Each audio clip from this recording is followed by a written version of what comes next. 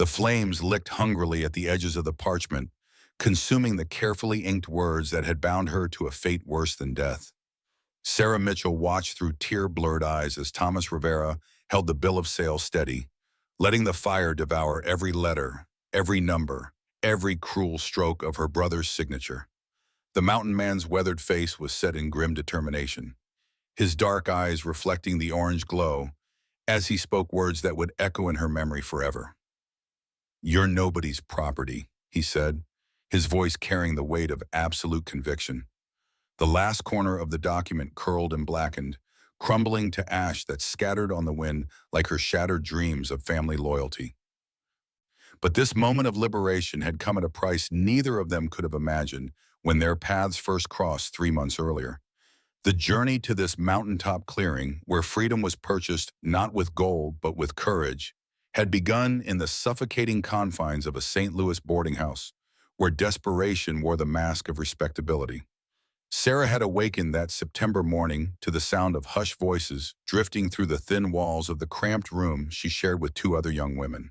The autumn air carried a chill that seemed to seep into her bones, a harbinger of the harsh winter that would soon grip the frontier territories.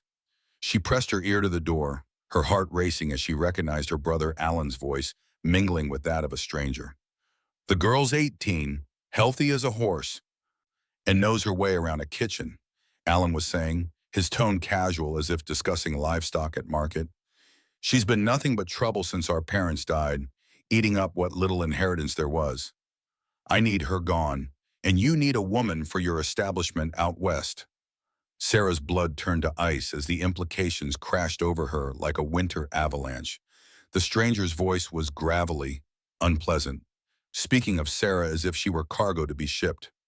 "$20 then, and I'll take her off your hands. My girls don't last long in the mining camps, always need fresh ones." The betrayal cut deeper than any physical wound could have. Alan, the brother who had once taught her to skip stones across the creek behind their childhood home, was selling her into a life that would destroy everything she had ever been or hoped to become.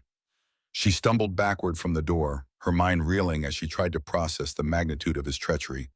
Before we see how this ends, tell us where you are watching from and hype this video in the comments. The walls of the boarding house seemed to close in around her as she realized the trap that had been carefully laid. Alan had insisted they travel west together after their parents' deaths, promising her a fresh start in the territories where opportunities awaited those brave enough to seize them. Instead, he had led her into the heart of a nightmare, using her trust as the very rope that would bind her. Sarah's hands trembled as she gathered her few possessions into a worn carpetbag. She had perhaps an hour before Alan would return with the stranger to complete their vile transaction. The boarding house sat on the edge of St. Louis, where the civilized world gave way to the vast wilderness that stretched endlessly westward. If she could reach the woods beyond the settlement, she might have a chance to disappear before they realized she was gone. The September sun hung low in the sky as she slipped from the boarding house through a rear window, her heart hammering against her ribs like a caged bird desperate for freedom.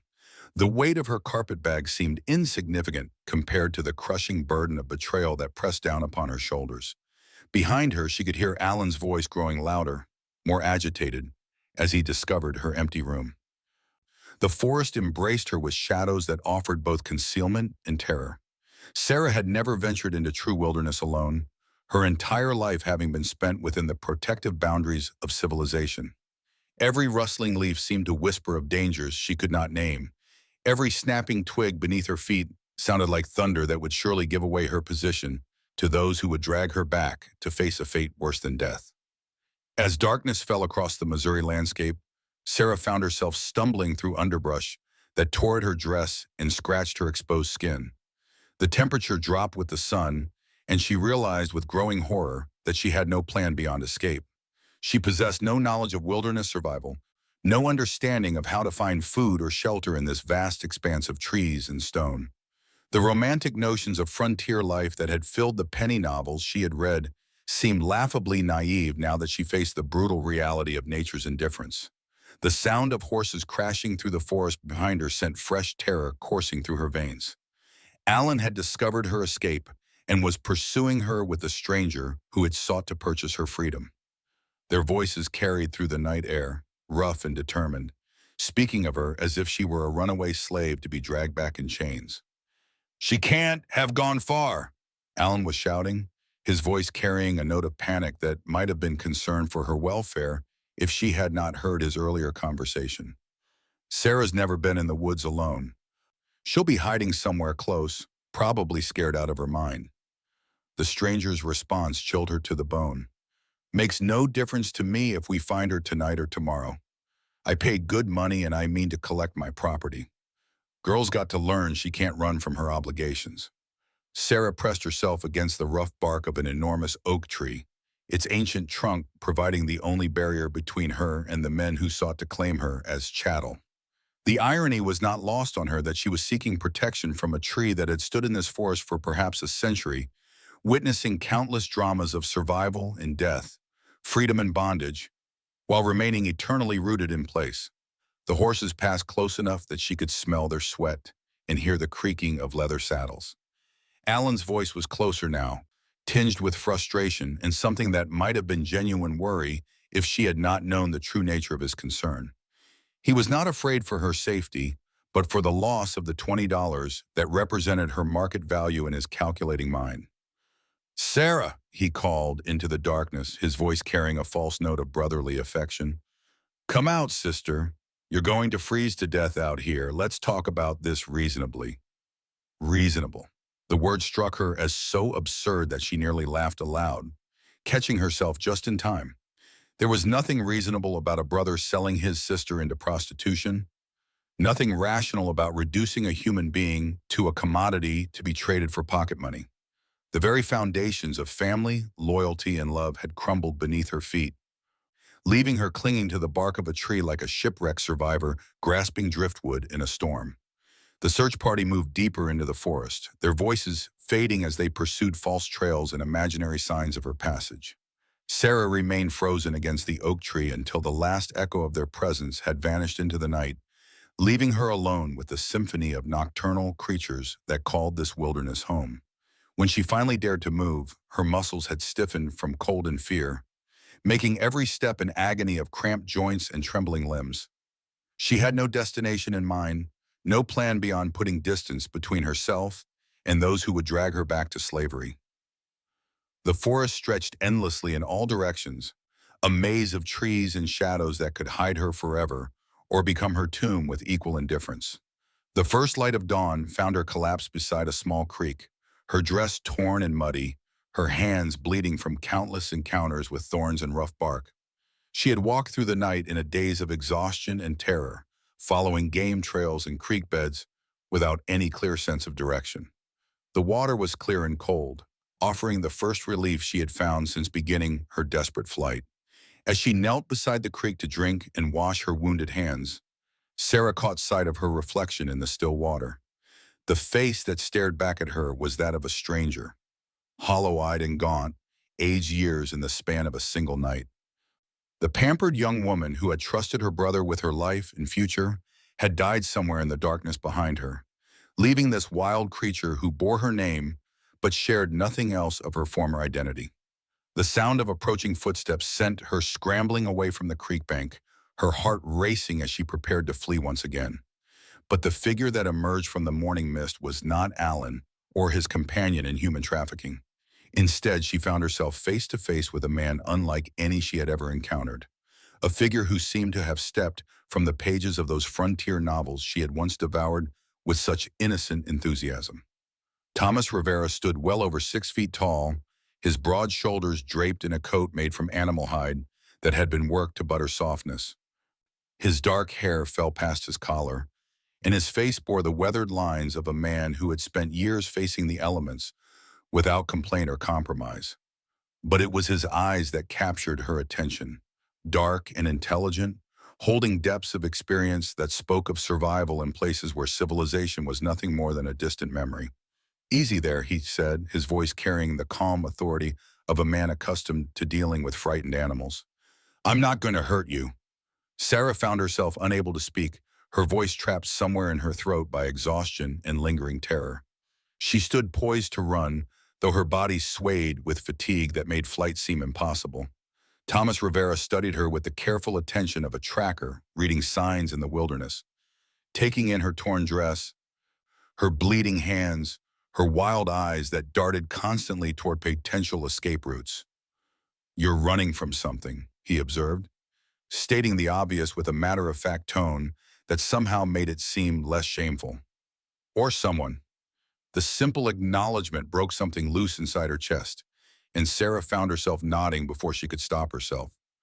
Thomas Rivera's presence was simultaneously comforting and terrifying, representing both potential salvation and unknown danger. He was clearly a man capable of violence, his hands scarred and calloused from years of hard living, but something in his manner suggested that violence would not be his first choice in dealing with a frightened young woman. "They're looking for me," she managed to whisper, her voice hoarse from the cold night air and suppressed sobs. "My brother, he sold me, like I was livestock." Thomas Rivera's expression darkened at her words, a shadow passing across his features that spoke of barely contained anger. "Sold you to who?" "A man who runs girls in the mining camps," Sarah said, the words tasting like poison on her tongue. $20. That's what I'm worth to my own brother."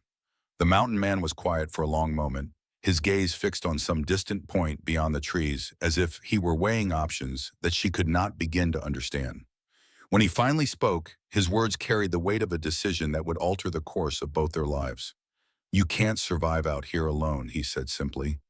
"Winter's coming, and these mountains don't forgive mistakes." Sarah felt her last hope crumbling like leaves beneath her feet. If even this wilderness man, this creature of the frontier, believed she was doomed to failure, then perhaps she should simply surrender to her fate and accept the slavery that her brother had arranged for her. At least in the mining camps, she would have shelter and food, even if the price for such necessities was her soul and dignity. "I won't go back," she said, surprised by the firmness in her own voice. "I'd rather die free than live as someone's property." Thomas Rivera turned his attention back to her, studying her face with renewed interest.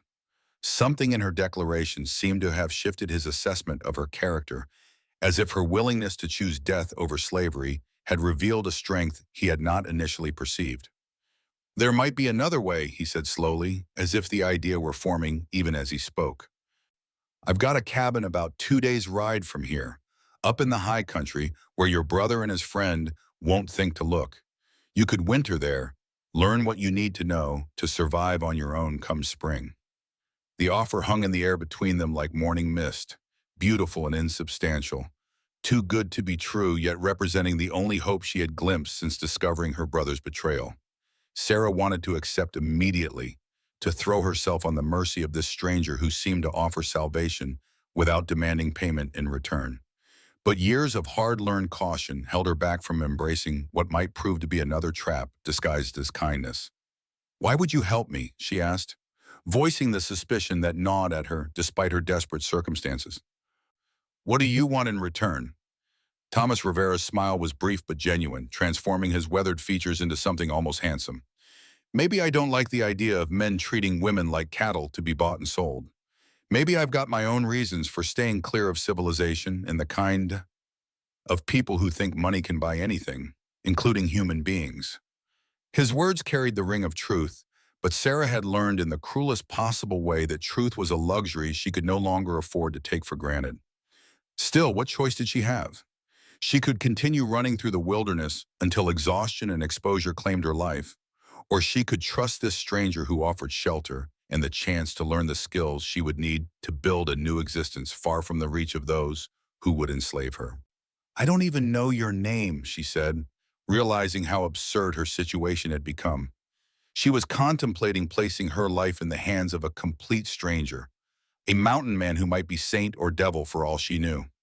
"Thomas Rivera," he said, extending a hand that was scarred and calloused but surprisingly gentle when she hesitantly placed her own within it.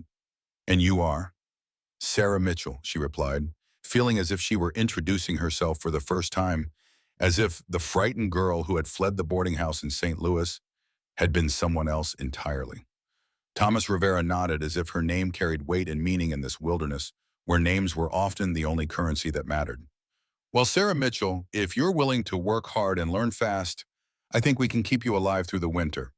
Come spring, you'll be able to make your own choices about where you want to go and what you want to do with your life. The promise of choice, of agency over her own destiny, was more precious than gold to someone who had been reduced to chattel in her brother's eyes.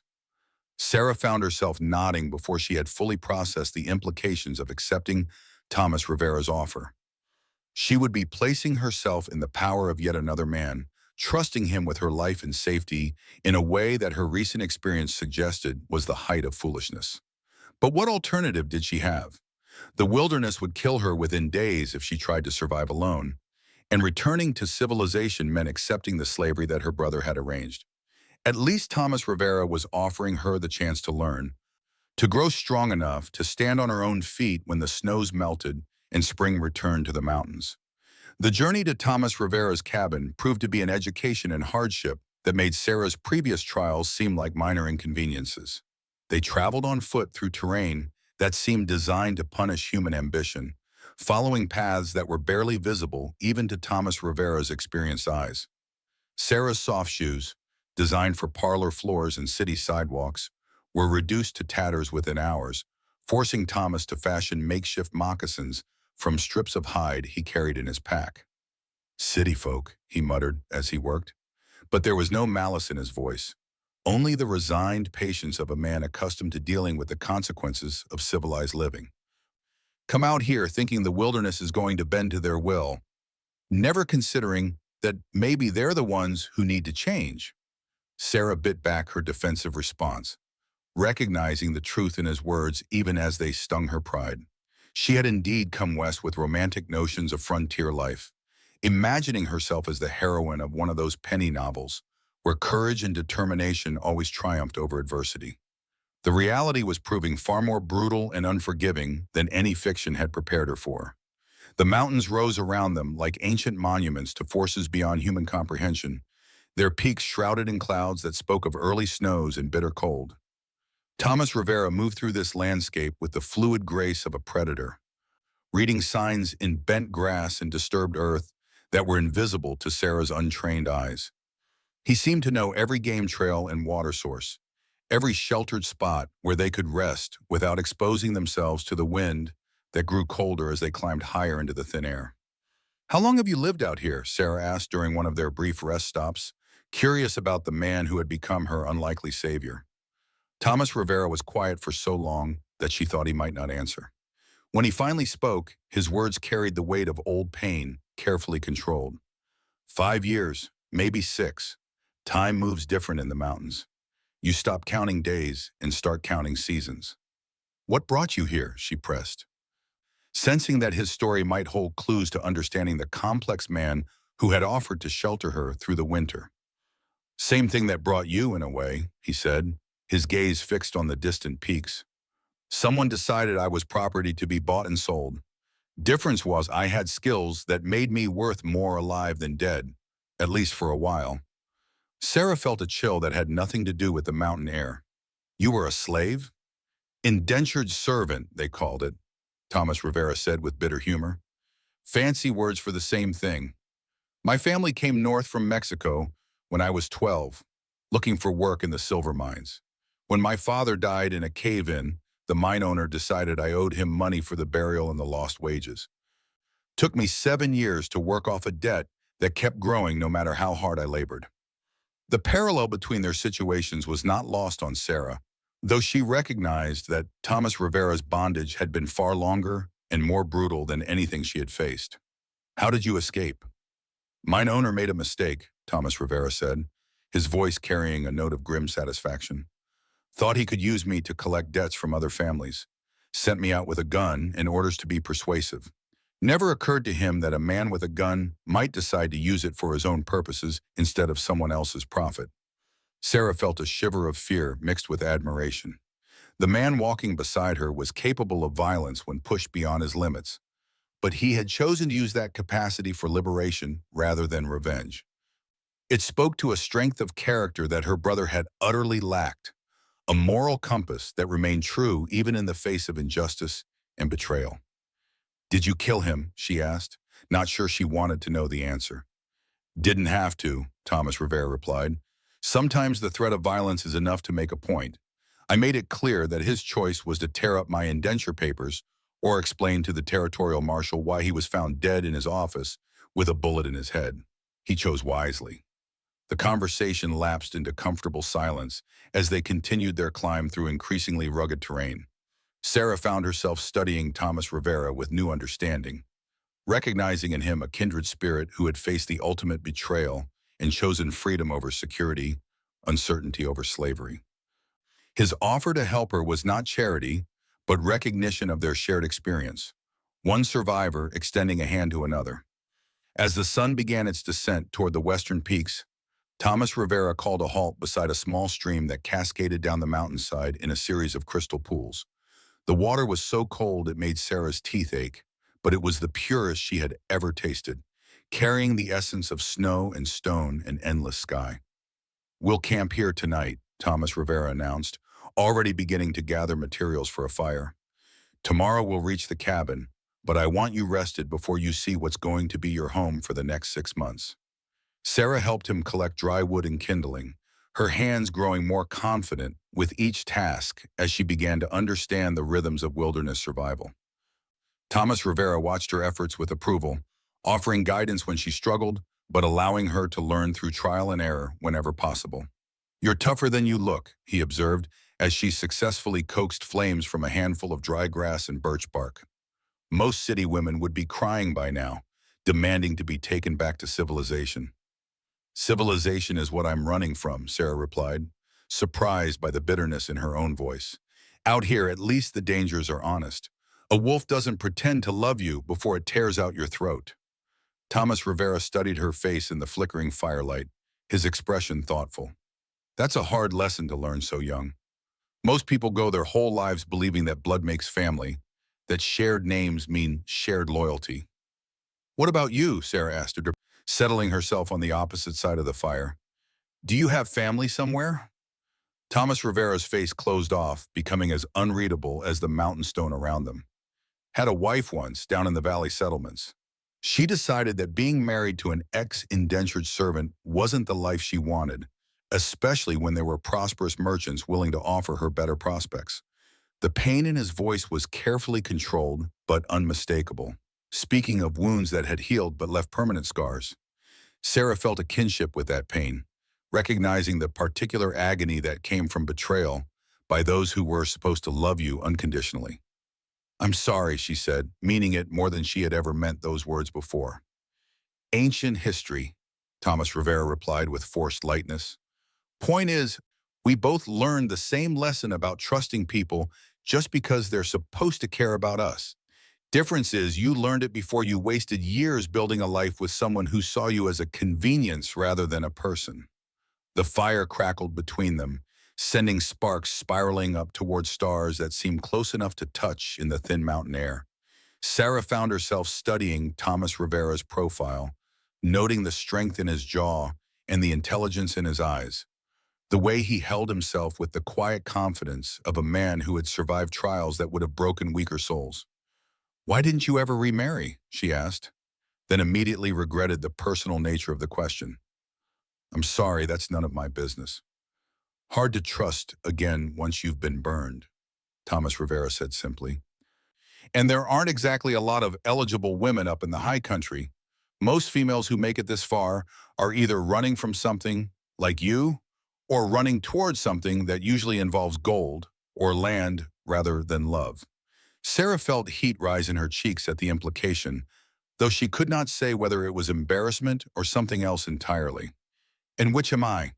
Thomas Rivera turned to look at her directly, his dark eyes reflecting the firelight as he considered her question. "Right now, you're running from something. Question is, what are you going to be running toward once you've had time to figure out what you really want?" It was a question Sarah could not answer, partly because she had never been allowed to consider what she wanted, rather than what was expected of her. From childhood, her path had been determined by others. First her parents, who had planned a respectable marriage to a suitable young man, then her brother, who had seen her as a burden to be disposed of for profit. The concept of choosing her own destiny was so foreign that she hardly knew how to begin contemplating the possibilities. I don't know, she admitted, her voice small in the vast darkness that surrounded their small circle of firelight. I've never been allowed to want anything for myself. Thomas Rivera nodded as if this was the answer he had expected. That's going to be the hardest part of learning to survive out here. The mountains don't care what other people expect from you, but they demand that you know who you are and what you're willing to fight for. You can't survive on other people's dreams or other people's plans.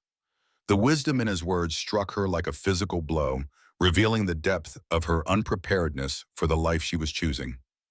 She had fled slavery only to discover that freedom required a kind of strength she had never been encouraged to develop, a sense of self that had been systematically discouraged by a society that valued women for their compliance rather than their independence. Will you teach me? She asked, the words emerging before she could stop them. Not just how to survive the winter, but how to be strong enough to make my own choices?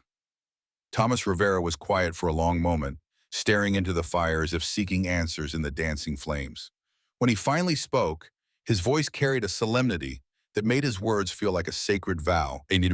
I can teach you to hunt and trap, to read weather signs and find water, to build shelter and preserve food. I can show you how to defend yourself and how to navigate by the stars. But the strength to choose your own path, that has to come from inside you. I can't give you that, Sarah. I can only help you find it. The use of her name, spoken with such gentle gravity, sent an unexpected warmth through her chest that had nothing to do with the fire. For the first time since discovering her brother's betrayal, Sarah felt something other than fear or anger stirring within her. It was hope, fragile and tentative, but undeniably real. The first green shoot of possibility pushing through the frozen ground of her despair. They slept that night on beds of pine boughs, wrapped in blankets that Thomas Rivera had carried in his pack. Sarah lay awake for hours listening to the symphony of night sounds that filled the mountain darkness. The distant howl of wolves, the rustle of small creatures moving through the underbrush, the whisper of wind through the trees that seemed to carry messages from a world beyond human understanding. When she finally slept, her dreams were filled with images of fire and freedom, of vast spaces where she could walk without fear of pursuit, where her value was not measured in dollars but in her ability to survive and thrive in harmony with the natural world around her. The second day of their journey proved even more challenging than the first, as Thomas Rivera led her up switchbacking trails that seemed to climb endlessly toward the roof of the world. The air grew thinner with each step, making her lungs burn and her heart race with the effort of simply breathing. Her legs, unused to such sustained exertion, trembled with fatigue that threatened to send her tumbling down the rocky slopes, but Thomas Rivera proved to be a patient teacher, calling frequent rest stops and adjusting their pace to match her capabilities, rather than pushing her beyond her limits. He pointed out edible plants along the trail, showed her how to read the signs that indicated water sources, and explained the subtle differences in animal tracks that revealed which creatures shared these mountain heights. Education, he said, when she commented on his willingness to share his knowledge so freely, the more you know, the better your chances of surviving if something happens to me. The casual mention of his potential absence sent a chill through Sarah that had nothing to do with the mountain air. She had become dependent on Thomas Rivera's presence in ways she was only beginning to understand, relying not just on his survival skills, but on his steady confidence and quiet strength. The thought of facing the wilderness alone, even after months of training, filled her with a terror that was deeper than anything she had experienced during her flight from St. Louis. Nothing's going to happen to you, she said, as if speaking the words aloud could make them true. Thomas Rivera's smile was gentle but tinged with sadness. Something happens to everyone eventually, Sarah. That's why it's important to be ready to stand on your own feet, to make your own decisions without needing someone else to tell you what to do. His words were a reminder of the temporary nature of their arrangement, the understanding that he was preparing her for independence rather than dependence. Yet Sarah found herself reluctant to contemplate a future that did not include Thomas Rivera's steady presence, his patient guidance, his quiet strength that seemed to make even the most daunting challenges manageable. As they crested a ridge that offered their first clear view of the high country that would be her home for the winter, Sarah felt her breath catch in her throat. The landscape that spread before them was unlike anything she had ever imagined. A vast expanse of peaks and valleys that seemed to stretch beyond the edges of the world itself. Snow already dusted the highest summits, and the air carried the promise of storms that would soon transform this wilderness into a realm of white silence and bitter cold. "It's beautiful," she whispered, meaning it despite the intimidating vastness of the vista before them. "Beautiful and deadly," Thomas Rivera agreed. "Never forget that the mountains don't care about your survival. They'll kill you as casually as they'll shelter you, depending on how well you understand their moods and respect their power." His cabin sat in a small valley protected by ridges on three sides, positioned to catch the morning sun while remaining sheltered from the worst of the winter winds. It was larger than Sarah had expected, built from logs that had been carefully fitted and chinked to keep out the cold. Smoke rose from the stone chimney, and she could see that someone had been maintaining the property in Thomas Rivera's absence. "You have neighbors?" she asked, surprised by the evidence of other human presence in this remote location. "Timothy Sanders," Thomas Rivera replied. "Old trapper who's been up here longer than anyone can remember. He looks after my place when I'm away, and I do the same for his. We're about the only permanent residents in this part of the high country." The cabin's interior was spartanly furnished but comfortable, with a large fireplace that dominated one wall and shelves lined with books that spoke of long winter evenings spent reading by firelight. The kitchen area was well equipped with cast iron pots and pans, and Sarah could see that the larder was already well stocked with preserved foods that would sustain them through the months of isolation ahead. "You'll sleep in the loft," Thomas Rivera said, indicating a ladder that led to a small space under the eaves. "It's warmer up there, and you'll have privacy to change clothes and such." The consideration implicit in his arrangements touched Sarah more deeply than she cared to admit. Thomas Rivera was clearly a man accustomed to living alone, yet he had taken pains to ensure her comfort and modesty in ways that spoke of ingrained respect for women that her brother had utterly lacked. "What will you teach me first?" she asked, eager to begin the process of transformation that would make her capable of independent survival. "How to keep the fire going," Thomas Rivera replied without hesitation. "Everything else depends on staying warm. Fire is life up here, especially once the snows start falling in earnest."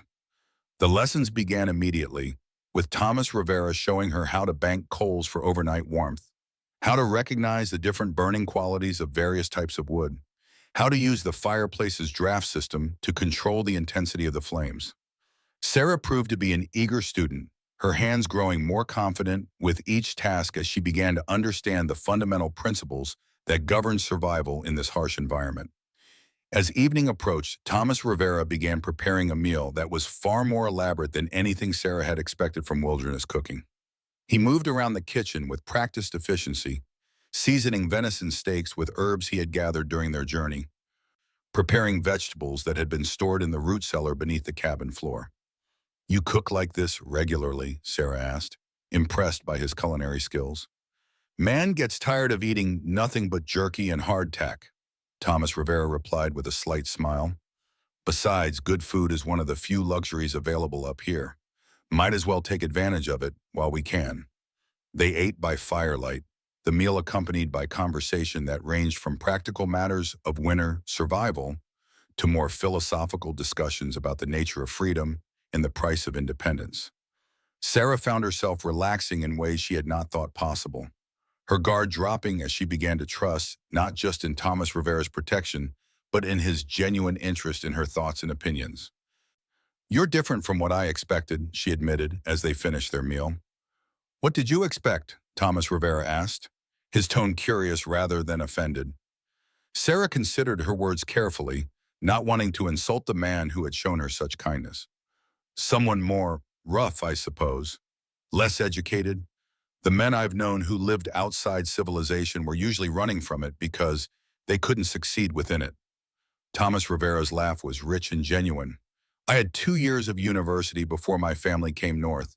Studied literature and philosophy, believe it or not. Always figured I'd be a teacher or maybe a lawyer if I could save enough money for the rest of my education." The revelation added new dimensions to Sarah's understanding of the man who had become her protector and teacher. Thomas Rivera was not a simple mountain man who had fled to the wilderness because he lacked the intelligence or ambition to succeed in civilized society. He was an educated man who had chosen isolation after experiencing the worst that human nature had to offer, finding in the mountains a honesty and integrity that civilization had failed to provide. "Do you ever regret it?" she asked. "Giving up your original plans?" Thomas Rivera was quiet for a moment, staring into the fire as he considered her question. "I regret the circumstances that made it necessary," he said finally. "But I can't say I regret the life I've built here. There's something to be said for waking up each morning knowing that your survival depends on your own skills and decisions rather than someone else's whims or prejudices." His words resonated with something deep inside Sarah's chest, a longing for the kind of self-reliance and independence that seemed as distant as the stars visible through the cabin's single window. She had spent her entire life being told what to do, what to think, what to want, first by parents who meant well, and then by a brother who saw her as nothing more than a financial burden to be disposed of at the first opportunity. "Will I ever be that strong?" she asked, voicing the fear that had haunted her since beginning this journey into the unknown. Thomas Rivera turned to look at her directly, his dark eyes serious and intent. "Strength isn't something you're born with, Sarah. It's something you build, one decision at a time, one challenge at a time. You've already shown more courage than most people ever find in themselves. Running away from slavery, choosing uncertainty over security, trusting a stranger with your life, those aren't the actions of a weak person." His words warmed her more effectively than the fire, offering a perspective on her recent choices that she had not considered. In her own mind, she had been driven by desperation and terror, reacting to circumstances rather than making brave decisions. But Thomas Rivera saw something different in her actions, recognizing a strength that she had not known she possessed. The days that followed established a routine that gradually transformed Sarah's understanding of her own capabilities. Each morning began with lessons in practical survival skills, how to read weather signs in the color of the sky and the behavior of animals, how to set snares for small game, how to preserve mud in vegetables for the long winter ahead. Thomas Rivera proved to be a patient but demanding teacher, never accepting less than her best effort while always adjusting his expectations to match her growing abilities. "The mountains don't grade on a curve," he would say when she grew frustrated with her slow progress. "Either you know how to do something well enough to stake your life on it, or you don't know it at all." But the afternoons were devoted to different kinds of education, as Thomas Rivera shared his collection of books and engaged Sarah in discussions that challenged her mind in ways she had never experienced. They read poetry by firelight, debated philosophy over simple meals, and explored ideas about the nature of society and the individual's place within it that gave new context to her own experiences of betrayal and liberation. Thoreau spent 2 years at Walden Pond, trying to discover what was truly essential for human happiness, Thomas Rivera said during one of their evening conversations. He concluded that most of what civilization considers necessary is actually just distraction from the real business of living. Sarah considered this as she watched the flames dance in the fireplace, thinking about the life she had left behind in St. Louis, with its endless round of social obligations and artificial constraints. "Do you think he was right?" "I think he was on to something," Thomas Rivera replied. "Out here, you learn pretty quickly what matters and what doesn't. Food, shelter, warmth, safety, those are necessities.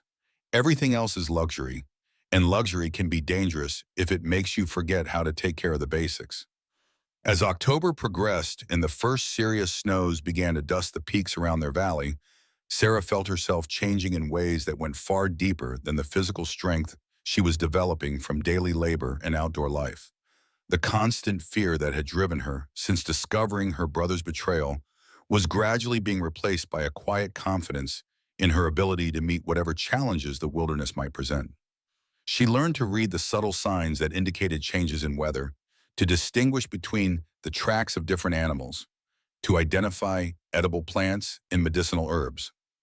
Her hands, once soft and useless for anything more demanding than needlework, became strong and capable, equally adept at splitting kindling and preparing meals, setting snares, intending wounds. But perhaps more importantly, she was learning to trust her own judgment, to make decisions based on her assessment of circumstances rather than deferring to someone else's authority. Thomas Rivera encouraged this development, gradually shifting from instructor to consultant, offering advice when asked, but allowing her to take increasing responsibility for her own welfare. "You're thinking like a mountain woman now," he observed one afternoon as she successfully tracked a wounded deer through fresh snow, following sign that would have been invisible to her just weeks earlier. Starting to understand that the wilderness rewards careful observation and punishes careless assumptions. The compliment meant more to Sarah than any praise she had ever received, representing recognition of a transformation that she could feel occurring within herself on levels too deep for words. She was becoming someone new, someone stronger and more capable than the frightened girl who had fled St. Louis in terror of her brother's betrayal. But with this growing strength came an awareness of the complexity of her situation that she had not anticipated. Living in close quarters with Thomas Rivera, sharing meals and conversations, and the intimate daily routines of wilderness survival, she found herself developing feelings that went far beyond gratitude for his protection and instruction. Thomas Rivera was unlike any man she had ever known, combining physical strength with intellectual sophistication, practical competence with emotional sensitivity. He treated her with a respect that was absolute and uncompromising, never making her feel like a burden or an obligation despite the disruption her presence had caused to his solitary existence. More troubling still was her growing awareness that Thomas Rivera was not immune to her presence either. She caught him watching her sometimes with an expression that spoke of feelings he was carefully keeping under control, a warmth in his eyes that had nothing to do with the fire that heated their cabin through the increasingly cold nights. The situation came to a head on a November evening when an early blizzard trapped them inside the cabin for 3 days, forcing an intimacy that tested the careful boundaries they had established. Sarah was mending clothes by firelight while Thomas Rivera read aloud from a collection of Shakespeare's sonnets, his deep voice giving life to words of love and longing that seemed to hang in the air between them like visible things. "Shall I compare thee to a summer's day?" he read, his voice carrying undertones that made the familiar words seem newly minted. "Thou art more lovely and more temperate." Sarah found herself unable to concentrate on her sewing, her attention captured by the play of firelight across Thomas Rivera's features as he read, the way his voice caressed each word as if it were precious beyond measure. When he finished the sonnet and looked up to find her watching him, the silence that stretched between them was charged with possibilities that neither dared to name. "Sarah," he said softly, her name carrying weight and meaning that made her heart race. She set aside her mending and moved closer to where he sat, drawn by forces she did not fully understand but could no longer resist.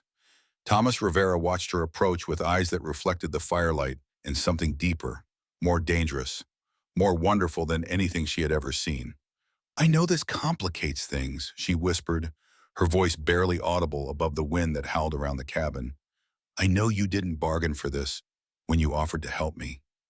Thomas Rivera reached out to touch her face with fingers that were gentle despite their calloused strength. "I didn't bargain for a lot of things," he said, his voice rough with emotion he was no longer trying to hide.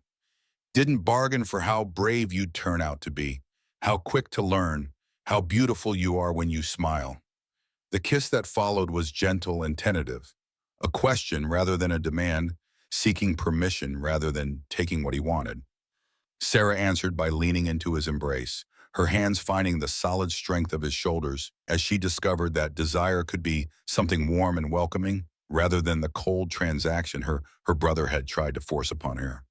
When they finally broke apart, both were breathing hard, their faces flushed with more than the heat from the fire. Thomas Rivera rested his forehead against hers, his eyes closed as if he were struggling with some internal battle. "This changes everything," he said, his voice carrying a note of regret that cut through Sarah's newfound happiness like a blade.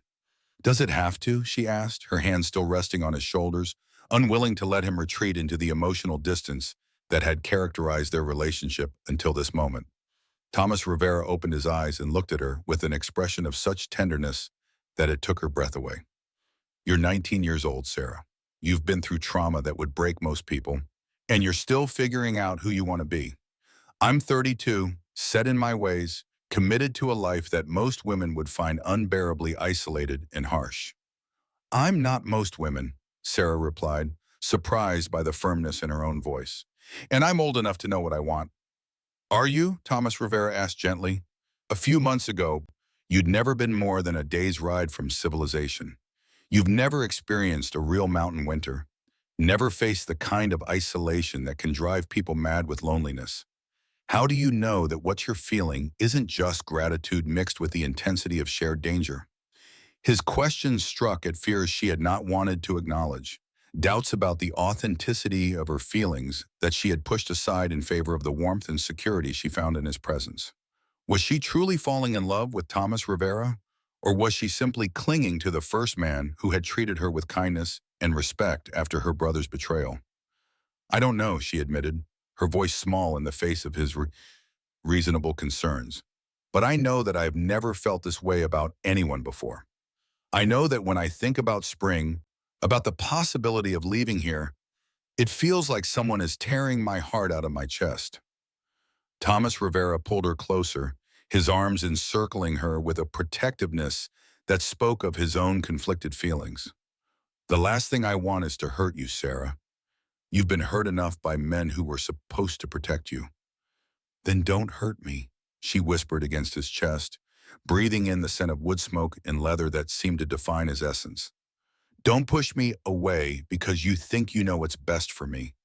Let me make my own choices, even if they're mistakes. Thomas Rivera was quiet for a long moment, his hand stroking her hair with a gentleness that made her want to weep for all the tenderness she had been denied in her life. When he finally spoke, his words carried the weight of surrender to forces beyond his control. We'll take it slow, he said, his voice thick with emotion. We'll see how you feel when the snow melts and you have other options besides staying here with a hermit who talks to his horse more than he talks to other people. Sarah laughed despite the tears that threatened to spill down her cheeks. You don't talk to your horse that much. You haven't been here for a full winter yet, Thomas Rivera replied with a smile that transformed his weathered features. By March, you might be ready to run screaming back to civilization just to get away from my fascinating conversations about the weather and the state of the firewood supply. But Sarah knew with a certainty that went deeper than rational thought that no amount of isolation or hardship could drive her away from the man who had given her back her life and shown her what it meant to be valued for who she was rather than what she could provide. Thomas Rivera had become more than her protector and teacher. He had become the fixed point around which her new identity was taking shape, the foundation upon which she was building a sense of self that no one could ever take away from her again. The winter that followed proved to be everything Thomas Rivera had warned her about and more. The snows came early and stayed late, transforming their valley into a white wilderness that seemed to exist outside of time and space. For weeks at a stretch, they were completely cut off from the outside world, dependent entirely on their own resources and the supplies they had laid in during the autumn months. But rather than driving them apart, the enforced intimacy of their isolation drew them closer together, creating a partnership that went far beyond the teacher-student relationship that had initially defined their interactions. They worked together to maintain their shelter and procure food, shared the endless tasks of wilderness survival, and found in each other's company a completeness that neither had expected to discover. Sarah learned to read Thomas Rivera's moods as accurately as she read the weather signs, understanding when he needed solitude to process some internal struggle and when he craved the comfort of conversation and companionship. In return, he seemed to intuit her own emotional needs, offering support when the isolation threatened to overwhelm her and space when she needed to work through her own thoughts and feelings. Their physical relationship developed with the same careful patience that had characterized Thomas Rivera's approach to teaching her survival skills. He never pushed for more than she was ready to give, never made her feel that her continued safety and shelter depended on her willingness to share his bed. Instead, he allowed their intimacy to grow naturally from the foundation of trust and mutual respect they had built over the long months of learning to survive together. When Sarah finally came to his bed on a February night when the wind howled like a living thing around their cabin, it was because she chose to, not because circumstances or obligation compelled her. Thomas Rivera received her with a tenderness that made her understand for the first time the difference between love and the crude transaction her brother had tried to arrange for her in St. Louis. "I love you," she whispered against his skin as they lay entwined before the dying fire, the words emerging without conscious thought or calculation. Thomas Rivera's response was to hold her closer, his voice rough with emotion as he replied, "I love you too, Sarah Mitchell. God help us both." The qualification in his declaration might have hurt her once, but Sarah had learned to understand the complexity of Thomas Rivera's feelings about their situation. He loved her, but he also feared for her, worried that she was making choices based on limited experience and extreme circumstances that might not represent her true desires once she had other options available. Spring's arrival brought with it the return of the outside world in the form of Timothy Sanders, the old trapper who had been watching over Thomas Rivera's property. Sarah's first glimpse of another human being after months of isolation was startling, reminding her of how completely she had adapted to their solitary existence. Timothy Sanders was a grizzled man in his 60s, weathered by decades of mountain living, but possessed of shrewd eyes that missed nothing. He studied Sarah with the frank curiosity of someone encountering an unexpected phenomenon, taking in her transformed appearance and the easy familiarity with which she moved around the cabin that had become her home. "So this is the girl you have been harboring all winter," he said to Thomas Rivera, his tone carefully neutral. "Heard tell there were men looking for her down in the settlements, offering a reward for information about her whereabouts." Sarah felt her blood turn to ice at Timothy Sanders' words. The specter of her brother's pursuit rising like a ghost from a past she had hoped was buried beneath the snows of winter. "What kind of men?" she asked, her voice steady despite the fear that clawed at her chest. "The kind that don't take no for an answer," Timothy Sanders replied grimly. "One of them claimed to be her brother, said she'd run off after stealing money from the family business. The other one was less specific about his interest, but he had the look of a man who traffics in human misery." Thomas Rivera's expression darkened at this news, his hand moving instinctively to the gun that hung at his hip. "How long ago was this?" "Month, maybe 6 weeks," Timothy Sanders said. "They were working their way up through the lower settlements, asking questions, showing a picture of a girl who might or might not have been your Sarah here. Most folks told them they hadn't seen anything, but you know how it is with rewards. Always someone willing to talk for the right price." The news cast a shadow over what should have been a joyful reunion with the outside world, reminding Sarah that her freedom was still precarious, still dependent on remaining hidden from those who would drag her back to slavery.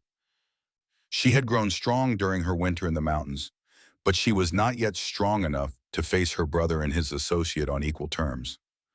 "What do we do?" she asked Thomas Rivera, trusting in his judgment even as she felt the walls of her carefully constructed new life threatening to crumble around her. Thomas Rivera was quiet for a moment, his mind clearly working through the implications of Timothy Sanders' news. When he finally spoke, his voice carried the calm authority she had learned to depend upon during their months together. "We make sure they don't find you," he said simply. "And if they do find you, we make sure they understand that you're under my protection and that any attempt to take you against your will would be a serious mistake." Timothy Sanders nodded approvingly at Thomas Rivera's declaration. "That's the right attitude, but you might want to consider making it official. Hard for a brother to claim ownership of a woman who's legally married to someone else." The suggestion hung in the air between them like smoke from a dying fire, beautiful and insubstantial, but carrying implications that neither Sarah nor Thomas Rivera had dared to voice aloud. Marriage would solve the immediate problem of her legal vulnerability, but it would also force them to confront questions about their relationship that they had been content to leave unanswered. "Sarah," Thomas Rivera said quietly, his eyes searching her face for any sign of reluctance or uncertainty, "it's your choice. No pressure, no obligations. Just a practical solution to a practical problem, if that's how you want to look at it." But Sarah knew it was more than that. Knew that Thomas Rivera was offering her not just legal protection, but a commitment to a shared future that went far beyond the temporary arrangement they had originally envisioned.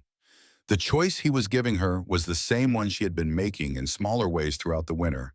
The choice to embrace uncertainty and possibility rather than accepting the limitations that others tried to impose upon her. Yes, she said, her voice growing stronger with each word. Yes, I'll marry you. Not just for protection, but because I can't imagine my life without you in it. Thomas Rivera's smile was like sunrise breaking over the mountain peaks, transforming his weathered features with a joy that made Sarah's heart race with happiness. Then we better make it official before your brother and his friend decide to expand their search into the high country. Timothy Sanders proved to be more than just a bearer of unwelcome news. He was also an ordained minister, licensed by the territorial government to perform marriages in the remote areas where traditional clergy were scarce. The ceremony he conducted 3 days later was simple but deeply moving, taking place beside the creek where Sarah had first learned to read the signs of weather and season in the behavior of water and stone. Sarah wore a dress she had sewn herself from fabric Thomas Rivera had traded for during one of his rare trips to the settlements. The simple blue cotton transformed into something beautiful by her growing skill with needle and thread. Thomas Rivera had trimmed his hair and beard for the occasion, revealing features that were more handsome than she had realized during the long winter months when grooming had been less important than survival. "Do you, Thomas Rivera, take this woman to be your lawfully wedded wife?" Timothy Sanders asked, his gruff voice carrying a solemnity that transformed the simple words into something sacred. "I do," Thomas Rivera replied, his eyes never leaving Sarah's face as he spoke the words that would bind their lives together legally as well as emotionally. "And do you, Sarah Mitchell, take this man to be your lawfully wedded husband?"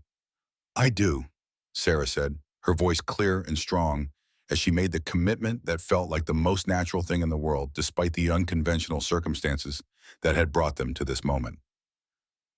The kiss that sealed their union was gentle and sweet, a promise of the life they would build together in this remote valley, where the only witnesses to their happiness were the mountains themselves and the endless sky that stretched above them like a blessing.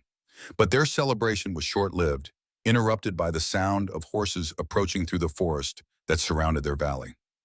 Thomas Rivera immediately moved to position himself between Sarah and the potential threat, his hand resting on the grip of his pistol as 3 riders emerged from the tree line.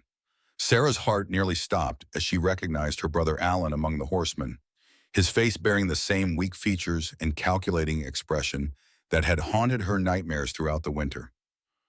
Beside him rode the man she remembered from the boarding house in St. Louis, the stranger who had sought to purchase her freedom for $20. The third rider was unknown to her, but his bearing and equipment marked him as someone accustomed to violence. "Sarah!" Alan called out, his voice carrying a false note of joy and relief that made her skin crawl. "Thank God we found you. We've been searching for months, worried sick about what might have happened to you." The hypocrisy of his words was so complete that Sarah felt anger rise in her chest like a physical thing, hot and clean and purifying in its intensity. This was the brother who had sold her into prostitution, who had reduced her to a commodity to be traded for pocket money, now pretending to be the concerned family member who had mounted a rescue mission out of love and duty. "I'm exactly where I want to be, Alan," she replied, her voice steady despite the adrenaline that coursed through her veins. "And I'm legally married now, which means you have no authority over me whatsoever."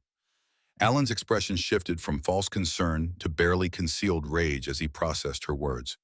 "Married? To this savage? Sarah, you don't know what you're doing. You've been brainwashed, manipulated by a man who took advantage of your vulnerability." "The only man who took advantage of my vulnerability was you," Sarah shot back, her newfound strength allowing her to confront the brother who had betrayed her so completely. "You sold me, Alan, like I was livestock. You reduced your own sister to a $20 transaction." The stranger who had sought to purchase her stepped forward, his face twisted with anger and frustration. "I paid good money for that girl, and I mean to collect what's owed to me. Marriage or no marriage, a debt is a debt." Thomas Rivera moved smoothly to place himself directly in front of Sarah, his posture radiating the kind of controlled violence that made smart men reconsider their choices. "The only debt here is what you owe the lady for the insult of treating her like property. I suggest you collect your friends and ride out of my valley before this conversation takes a turn you won't survive." The third rider, the hired gun Alan had brought to enforce his claim, reached for his weapon with the confident motion of a man accustomed to intimidating others through the threat of violence. He never completed the draw. Thomas Rivera's pistol appeared in his hand with a speed that seemed to defy the laws of physics. The barrel centered on the gunman's chest before he had cleared leather. "I wouldn't," Thomas Rivera said conversationally, his voice carrying the calm certainty of a man who had faced death before and emerged victorious. "I've been living in these mountains for 6 years, and I've never missed a shot that mattered." The hired gun froze with his weapon half drawn, intelligence warring with pride in his eyes as he calculated his chances against a man who moved like liquid death. After a moment that seemed to stretch for hours, wisdom prevailed, and he carefully returned his pistol to its holster. Alan, however, seemed incapable of reading the situation accurately, his greed and wounded pride overriding his sense of self-preservation. "You can't threaten us. We're here on legitimate business, collecting stolen property." "Stolen property?" Thomas Rivera's voice carried a note of dangerous amusement. "Are you referring to your sister, who you sold to this piece of human garbage for $20? From his coat pocket, Thomas Rivera produced a folded piece of paper that Sarah recognized with a shock of surprise and gratitude. It was the bill of sale, the document that had legally transferred her ownership from her brother to the stranger who stood before them now, demanding his property. "I believe this belongs to you," Thomas Rivera said to the would-be purchaser, extending the paper toward him. The man reached eagerly for the document that represented his legal claim to Sarah's person, his face lighting with triumph as he grasped the parchment. His expression changed to confusion, then horror, as Thomas Rivera calmly struck a match and held it to the corner of the bill of sale. "You're nobody's property," Thomas Rivera said to Sarah as the flames consumed the document that had represented her enslavement. The words carried the weight of absolute conviction, a declaration of her inherent worth and dignity that no piece of paper could diminish or define. The three men watched in stunned silence as the bill of sale crumbled to ash, their legal claim to Sarah's person literally going up in smoke. Alan's face cycled through a range of emotions, from disbelief to rage to something that might have been fear as he realized the implications of what had just occurred. "That was a legal document," he sputtered, his voice cracking with the outrage and desperation. "You've just destroyed evidence of a legitimate transaction." "I've just destroyed evidence of human trafficking," Thomas Rivera replied calmly, his pistol still trained on the hired gun who represented the greatest immediate threat, "which is illegal in every territory and state, regardless of what some piece of paper might claim." Sarah felt a weight lift from her shoulders that she had not even realized she was carrying, the psychological burden of legal bondage evaporating along with the smoke that had once been her bill of sale. She was free, not just in practice, but in law, no longer subject to the claims of men who saw her as property to be bought and sold. "Sarah," Alan said, his voice taking on a wheedling tone that she remembered from their childhood when he had wanted something from her. "You're my sister. Blood is thicker than water. Come home with me, and we'll forget this whole unfortunate episode." The appeal to family loyalty might have worked once, before Sarah had learned the difference between love and manipulation, between protection and control. But the woman who stood beside Thomas Rivera was not the frightened girl who had fled St. Louis 9 months earlier. She had been forged in the crucible of wilderness survival, tempered by hardship and strengthened by the knowledge that she was capable of standing on her own feet. "Blood may be thicker than water," Sarah replied, her voice carrying a strength that surprised even her. "But it's not thicker than betrayal. You sold me, Alan. You reduced your own sister to a commodity. There's no coming back from that." Alan's face contorted with rage and frustration as he realized that his psychological hold over his sister had been permanently broken. "You'll regret this, Sarah. Winter's coming, and this savage won't be able to protect you from everything. You'll come crawling back, begging for forgiveness." "Winter's already come and gone," Sarah said with a smile that held no warmth for the brother who had betrayed her so completely. "I survived it just fine, thank you. And I learned something important during those long, cold months. I don't need your protection or your forgiveness. I don't need anything from you at all.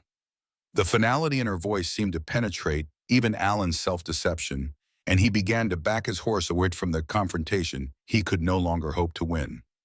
The man who had sought to purchase Sarah followed suit, his dreams of profit literally reduced to ashes by Thomas Rivera's match. Only the hired gun remained defiant, his hand hovering near his weapon, as if he were considering the odds of a successful draw against a man who had already demonstrated his superior speed and skill. "I'd think real careful about your next move," Thomas Rivera advised, his tone conversational despite the deadly seriousness of the situation. "These mountains are full of places where a body might never be found. And I've got neighbors who ask very few questions about what happens to men who threaten their friends' wives." The threat was delivered with such calm certainty that even the hired gun's bravado began to crack. After a moment of tense calculation, he too began to back away, his professional instincts finally overriding his wounded pride. "This isn't over," Alan called out as the three men prepared to retreat from the valley that had become Sarah's sanctuary. "I'll be back with the law, with papers that prove my authority over you." "You do that," Thomas Rivera replied with genuine amusement. "I'm sure the territorial marshal will be very interested in your story about selling your sister into prostitution. Might even want to have a long conversation with you about human trafficking and violation of federal laws regarding slavery." The color drained from Alan's face as he realized the legal jeopardy his own actions had placed him in. The very authorities he had threatened to summon would be more likely to arrest him than to enforce his non-existent claim to his sister's person. With a final look of impotent rage, he spurred his horse toward the tree line, followed by his companions in defeat and humiliation. Sarah watched them go with a mixture of relief and sadness, mourning not for the brother who had betrayed her, but for the family bonds that had been severed by his greed and callousness. The last link to her old life had been cut, leaving her free to embrace the new identity she had forged in the crucible of mountain winters and wilderness survival. "Are you all right?" Thomas Rivera asked, holstering his weapon as the sound of hoofbeats faded into the distance. Sarah considered the question seriously, taking inventory of her emotional state in the aftermath of the confrontation that had finally severed her ties to the past. She felt lighter somehow, as if the burning of the bill of sale had freed her from more than just legal bondage. The fear that had haunted her dreams throughout the winter was gone, replaced by a confidence in her ability to face whatever challenges the future might bring. "I'm better than all right," she said, turning to face the man who had given her back her life and shown her what it meant to be valued for who she was rather than what she could provide. "I'm free, really, truly free, for the first time in my life." Thomas Rivera's smile was warm and proud, reflecting his admiration for the strength she had shown in facing down the brother who had once held such power over her. "You were always free, Sarah. You just needed to learn how to claim that freedom for yourself." Timothy Sanders, who had witnessed the entire confrontation with the calm interest of a man who had seen many such dramas play out in the wilderness, stepped forward to offer his congratulations. "That was well handled, both of you. Nothing like a good fire to clear away the debris of the past and make room for new growth." As the sun set over their valley, painting the sky in shades of gold and crimson that seemed to celebrate their victory, Sarah reflected on the journey that had brought her to this moment of complete liberation. She had begun as a frightened girl fleeing slavery, dependent on the kindness of a stranger for her very survival. She was ending as a strong woman who had chosen her own path, claimed her own destiny, and found love in the most unlikely of circumstances. The mountains that had once seemed so forbidding now felt like home, their peaks and valleys a testament to the endurance and strength that she had discovered within herself. She had learned to read their moods, to survive their challenges, to find beauty in their harsh magnificence. More importantly, she had learned to trust her own judgment, to make decisions based on her own assessment of what was right and necessary rather than deferring to others' authority. "What happens now?" she asked Thomas Rivera as they stood together, watching the last light fade from the western sky. "Now we build a life together," he replied, his arm encircling her waist with a possessiveness that was protective rather than controlling. "We face whatever challenges come our way, and we do it as partners, as equals, as two people who chose each other freely and completely." The promise in his words was everything Sarah had never dared to hope for during the long years when her future had been determined by others' plans and expectations. She had found not just love, but partnership, not just security, but freedom, not just survival, but the chance to thrive on her own terms in a place where her worth was measured by her character and capabilities rather than her compliance and availability. As the stars emerged in the clear mountain sky, Sarah made her own promise to the wilderness that had sheltered and strengthened her, to the man who had shown her what love could be when it was freely given and received, and to herself. She would never again allow anyone to reduce her to property, to define her value in terms of what she could provide to others, to make her choices for her based on their assessment of what was best. She was Sarah Rivera now, wife to a man who respected her strength, resident of a valley where freedom was not just a word but a lived reality. Survivor of trials that had forged her into someone capable of facing whatever the future might bring.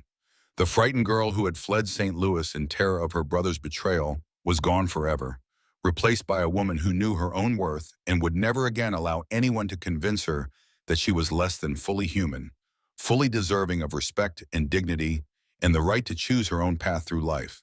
The flames that had consumed her bill of sale had burned away more than just a piece of paper. They had destroyed the last vestiges of a worldview that saw women as property to be traded and controlled. In their place had risen something far more valuable, the unshakable knowledge that she was nobody's property, that her freedom was not something that could be bought or sold or taken away by force, but something that existed as an inherent part of her being, as natural and inalienable as her ability to breathe. The mountains stood eternal around them, witnesses to their love and guardians of their freedom, promising shelter and challenge in equal measure for all the years to come. And Sarah Rivera, born Sarah Mitchell, but reborn in the crucible of wilderness survival and true love, faced that future with the quiet confidence of someone who had learned the most important lesson of all, that the only person who could truly own her was herself.